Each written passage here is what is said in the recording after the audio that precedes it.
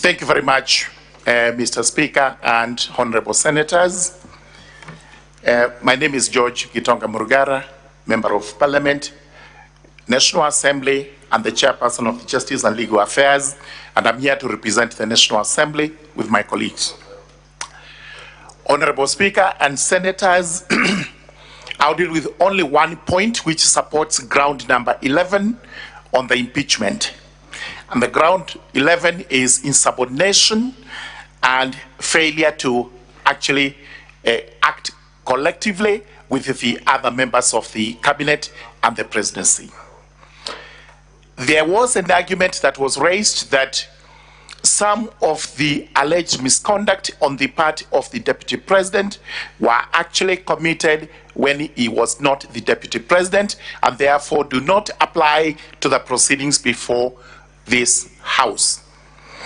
Reference is made to Article 151B of the Constitution, which provides that the ground for impeachment would only be serious consideration of serious reasons to believe that an offense has been committed.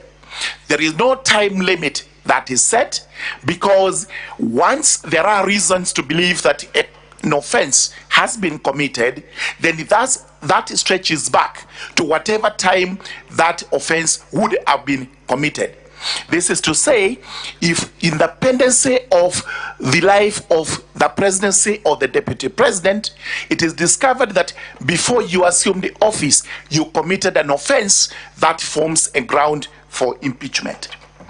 This leads me to the next argument, which are the admissions that the deputy president actually made before the House. Clearly, he admitted that the issue of shareholding in Kenya was live and he was part and parcel of it. Therefore, Kenyans were shareholders. He actually admitted in the House and also in the press in the country that he believed the president was behind this motion. He also admitted that he had actually gone against the principle of collective responsibility on the basis that the cabinet had made unconstitutional decisions, which decisions he had to disobey. He also went on to dismiss this parliament as a theater of the absurd, and that he did not expect much from here. The question is this, and that, honorable senators, you have to grapple with. If the deputy president was actually to be saved by this House, with whom would he work?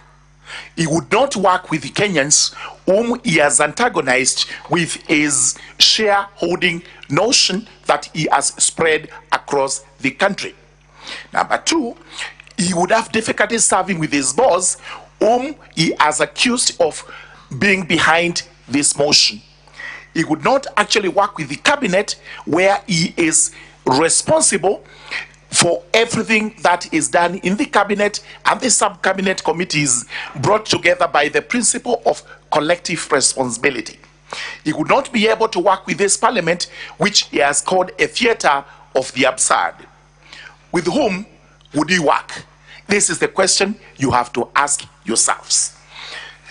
What we have before us today is like a marriage, and I have to draw that analogy because actually the position occupied by the subject of the discussion and the motion, the Honorable Rigathi Gachagua, is now untenable. He cannot hold that position because his position is irretrievable. He cannot work with any of the organs and bodies he's supposed to work with. Therefore, the position being irretrievable, then it means actually he has to be impeached. And I implore upon you to actually do so. Where a marriage is irretrievably broken, you cannot apply any law. The marriage is gone. Whichever law you try to apply, it does not matter.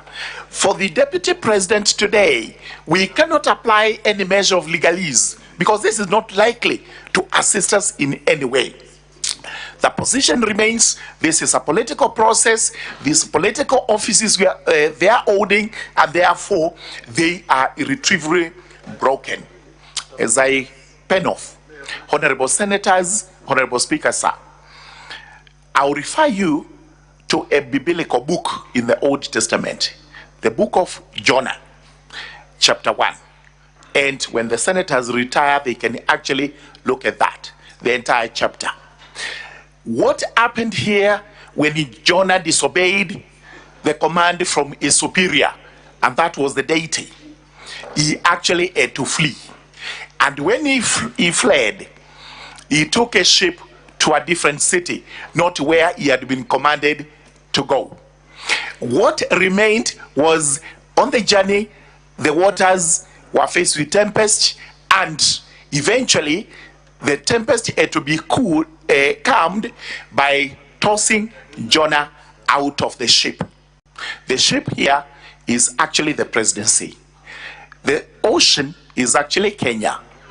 Jonah is the insubordinate deputy president who actually cannot work with the entire government and the country, and whose position today, as he holds, is untenable.